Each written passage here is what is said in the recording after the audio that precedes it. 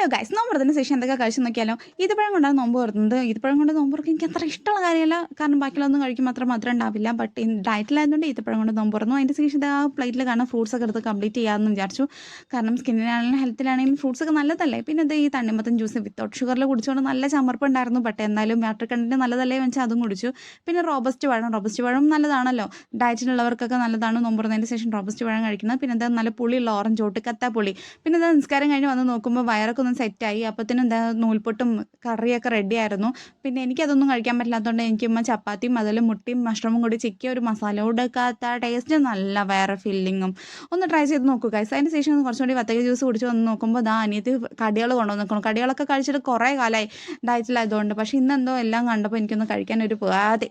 അപ്പോൾ അതും ഒരു തുണ്ടെടുത്ത് കഴിച്ചു. വളരെ തുണ്ട്, ചെറിയൊരു കഷ്ണം എടുത്ത് കഴിച്ചു ഗൈസ്. അതിന് ശേഷം ഫ്രിഡ്ജ് തുറന്ന് നോക്കുമ്പോൾ ബിസ്ക്കറ്റ്സ് ഒക്കെ ഉണ്ടായിരുന്നു. പക്ഷെ ഇതൊന്നും കഴിക്കാൻ പാടില്ല. എന്നാലും എല്ലാത്തിനും ഒരു ബൈറ്റ് എടുത്തിട്ട് ഇതൊക്കെ അവിടെ വെച്ചു. അതുപോലെ ഡോണറ്റ് ഒരു ബൈറ്റ് എടുത്ത് അവിടെ വെച്ചു. ചീറ്റോസ് ചീറ്റിപ്പോയതുകൊണ്ട് അത് അവിടെ ഇട്ടിട്ട് വന്നു. പിന്നെ എണ്ണപ്പത്തിലും പിന്നെ കേക്ക് ഉണ്ടായിരുന്നു. പിന്നെ അതിൻ്റെ ശേഷം ജെല്ലിമുട്ട കഴിച്ചു.